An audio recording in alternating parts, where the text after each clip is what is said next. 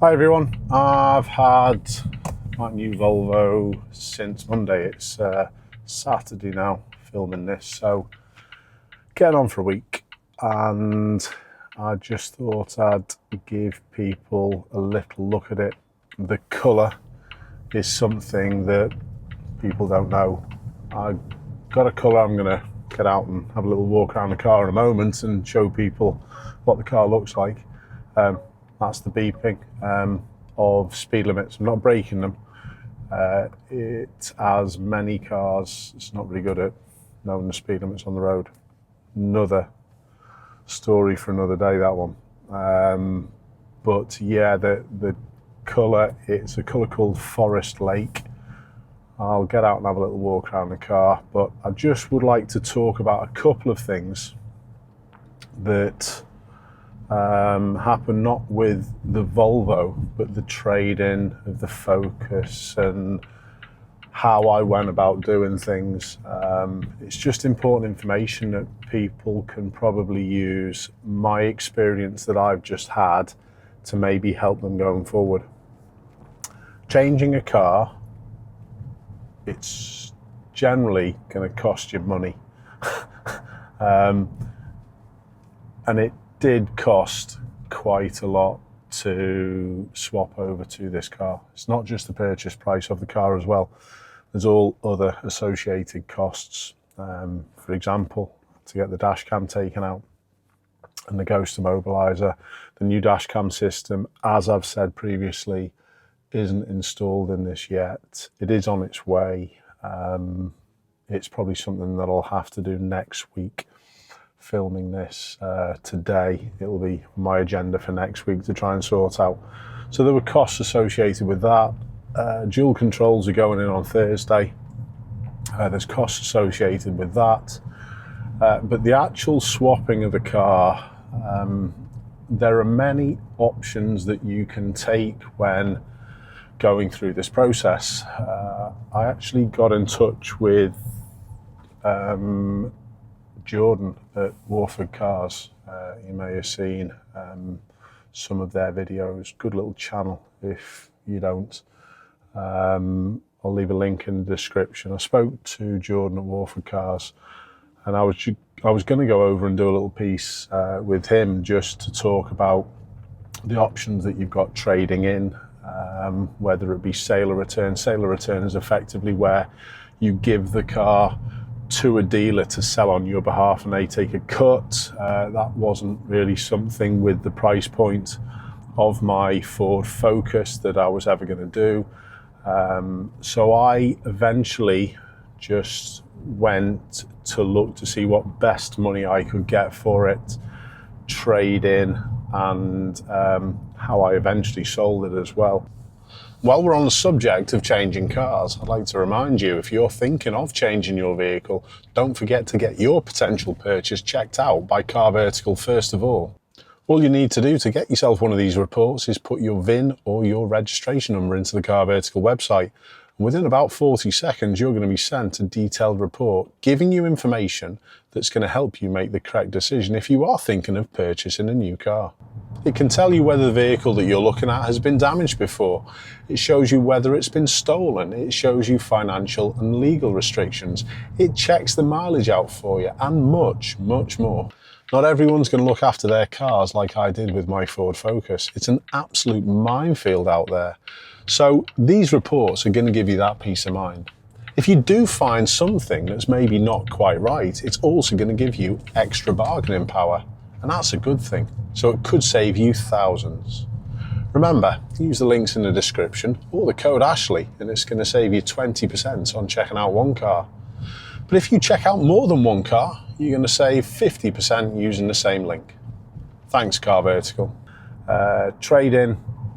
Volvo offered me for the green Focus 20,500.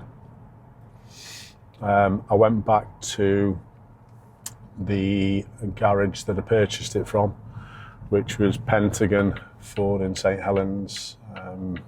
Guy who I know there, he was able to offer me £21,250 for it. But I also tried the car selling websites. We Buy Any Car. Their starter price, and I will say starter price because it can often be bartered down on certain things, was 20,400. But then the two other ones that I tried, CarWow was 23,400, and then Motorway was originally 24,200. So I obviously went with Motorway. There were a couple of chips on the alloys. Now, the car had already been put up for sale, and they turned around and said £140 per alloy wheel, and that reduced the price. I know I could have got them fixed for 50 quid a head, but time scale, I just didn't want to be sat with two cars. So I went with Motorway, and in the end, I got a bid from a dealer for £23,017. So that's exactly what I sold the Ford Focus for. The situation with Motorway, it was easily dealt with. The process was really simple. I organised a collection day with the dealer, and it was MSC Motors in Stoke-on-Trent, where the car will be put up for sale quite soon. Try not to be too triggered of what it goes up for. Dealers do have to make money on it. But the selling process through Motorway was absolutely impeccable. I couldn't recommend it anymore. And as you can see by the numbers, I got a fair bit more than I would have done trading in. Would I have sold it privately? Probably not. That comes with different problems, especially with what I do on YouTube.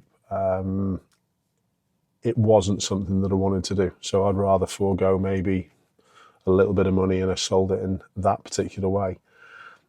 So that was all positive. Then obviously I had to stop the insurance. Now, there's a little bit of a funny situation with the insurance, and it leads me on to probably the main part of this video. Is insurance companies, they're great at taking your money, but they're very poor at giving it back. Now, originally, when I looked to order this Volvo, I got in touch with my insurance company, which at the time was Adrian Flux. And Adrian Flux, to be honest, the service that they provided, customer service and access through the online portal and price, all very good. But when I was looking to purchase this car, because it was a little bit unusual for a driving school car, I checked it out with them first before I purchased it. And they said, yes, no problems. It's below Group 30. No issues. We can insure it. That was their words.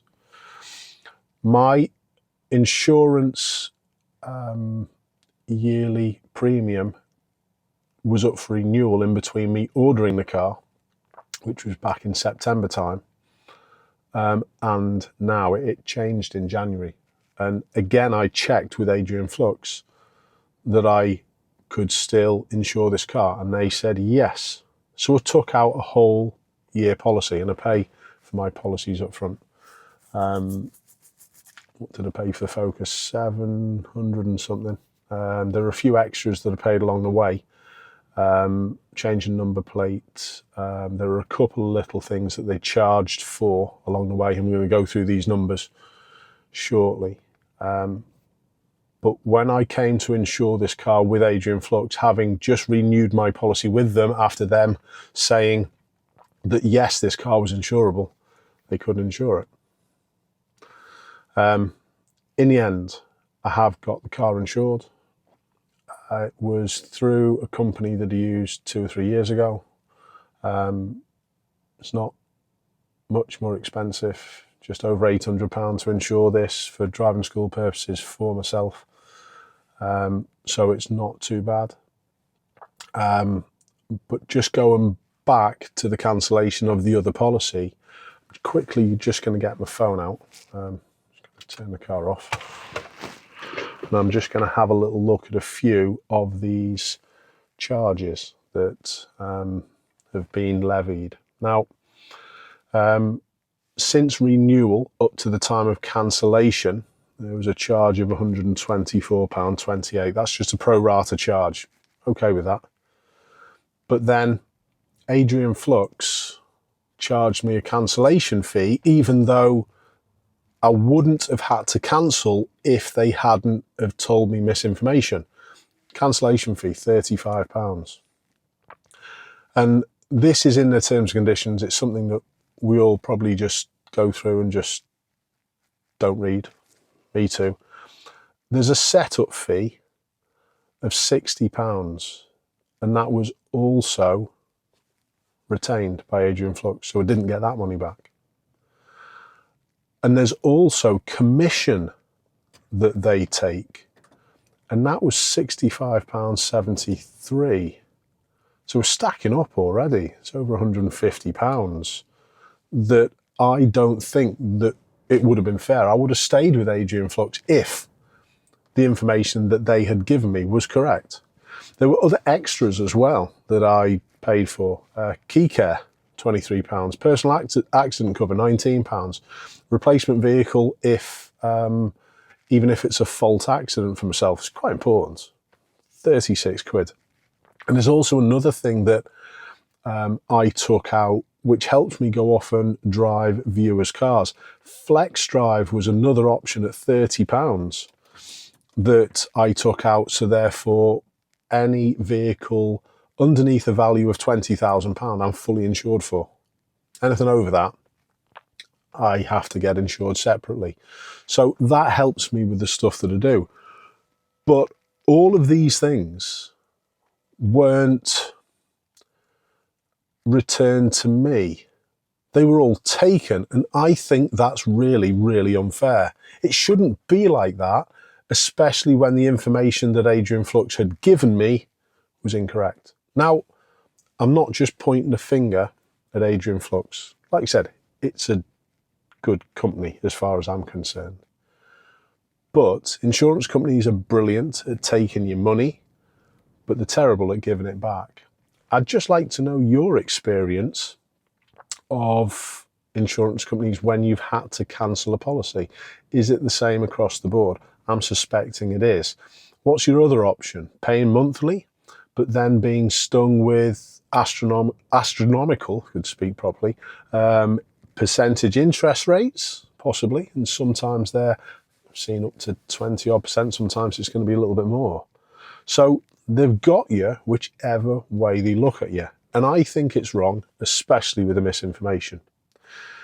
In any case, it's all done. It's all sorted. The refund of my insurance, after paying over £800 in total throughout the year, change of registration and bits and bobs, I'm getting £391 back.